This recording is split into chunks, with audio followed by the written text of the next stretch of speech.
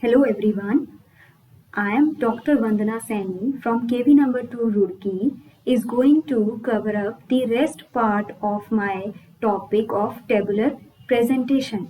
In continuation of my previous video on tabular presentation where I have already covered up the topics of tabular presentation, components of table, features of a good table, but here in the present video, I'm taking up the topics of kind of tables and classification of data. So let's begin with the first part of the video. It is the kinds of table. As you can see, there is three basic classification of table.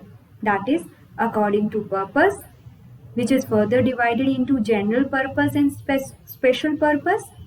Second categorization is according to originality, which is bifurcated into original table and derived table.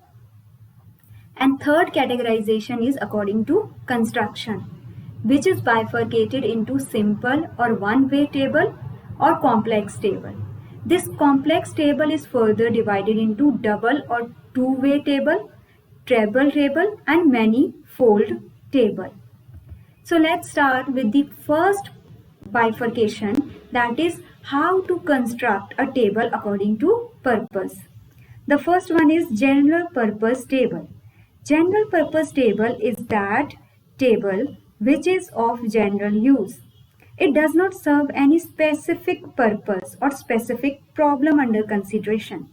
Such tables are just a data bank for the use of the researchers or the learners. These tables are generally attached to some official reports, for example, census reports of India. So these kinds of table are called as reference tables. The second one is the specific or special purpose table. These kinds of tables are prepared with some specific purpose in mind. Generally, these are small tables limited to the problem under consideration. In these tables, the data are presented in the form of result of the analysis. That is why these tables are called as summary tables.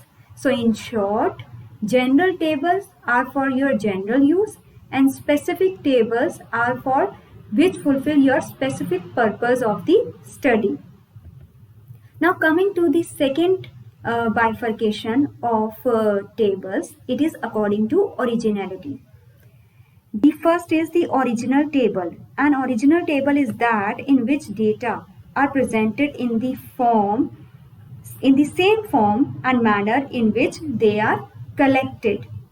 For example, you must have studied about primary data.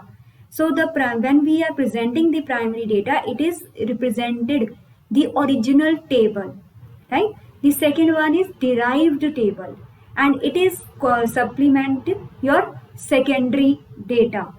So derived table is that in which data are not presented in the form or manner in which these are collected.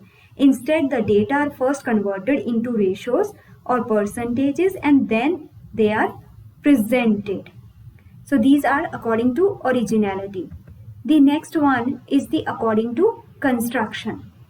The first one is the simple or one way. Here you can see when the data is presented, only one characteristic of the items or data we have collected so far. Here you can see the example. In 10th class the number of students are 30, in 11th class the number of students are 40, and in 12th standard the number of students are 50. So here we are representing only one characteristic, that is the number of students. Next one is the complex table. A complex table is one which shows more than one characteristics of the data. On the basis of characteristics shown, these tables are further classified as double or two-way table, treble table, and manifold table. So let's start with the first one is the double or two-way table. As you can see here on your slide that this particular slide is representing the two characteristics of the data. I mean, we have the number of students, but these students are bifurcated on the basis of gender as boys and girls of different sections or different classes. So here we are representing the two-way table in terms of boys and girls. Next one is treble, which shows three characteristics of the data. Like boys are divided into rural areas, urban areas, and in totality. Similarly, girls belongs to rural areas, from urban areas, and total. So here is the three characteristics we are representing of the same data, right? Next one is the manifold table, is one that shows more than three characteristics. For example, here we are showing the boys, those who belong from rural areas and urban areas, and number of boys who are married in rural areas, belongs to rural areas, and those who are unmarried and belongs to rural areas. Similarly, we are representing the girls from rural and urban areas, and these areas are further divided, which consist of married people and unmarried people. So we have representing more than three characteristics: first gender wise, area wise, and their marital status. Next one is the classification of data and tabular presentation. The first way of classification of data is qualitative classification. When the data are classified on the basis of qualitative characteristics of the phenomena. Here you can see on your slide that the unemployment in Punjab is represented by gender and by location. You can easily see the male and female from rural areas and urban areas. The number of unemployed people gender wise from rural areas and urban areas. Next one is the quantitative classification. I hope you have already studied about the terms quantitative and qualitative in the very first chapter of statistics. When we are talking about the quantitative classification, it means we are representing something in terms of numerical facts. So when the data is classified on the basis of quantitative characteristics of the phenomena, for example, marks obtained by the students of class 11th standard.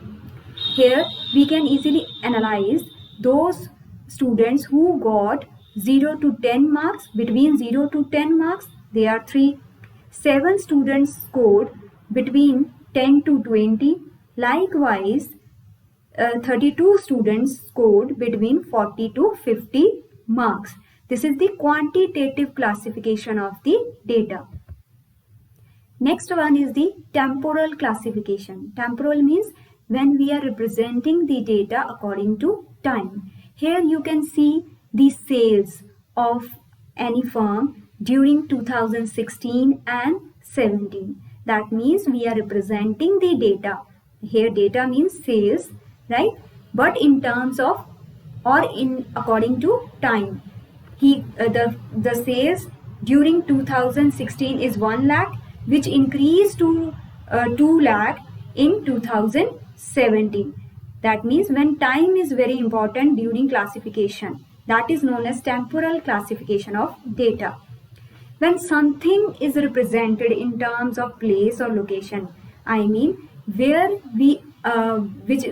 it is important to represent the place or location, then that classification is known as spatial classification.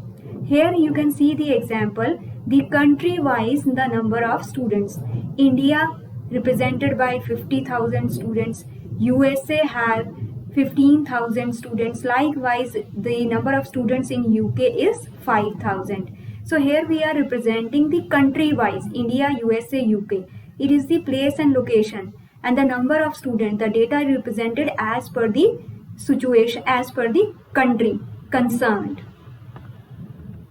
Now here is your practice activity. I hope all the points in particular video are clear to you. So these are some practice activities for you. I hope you are able to answer all these questions. Thank you.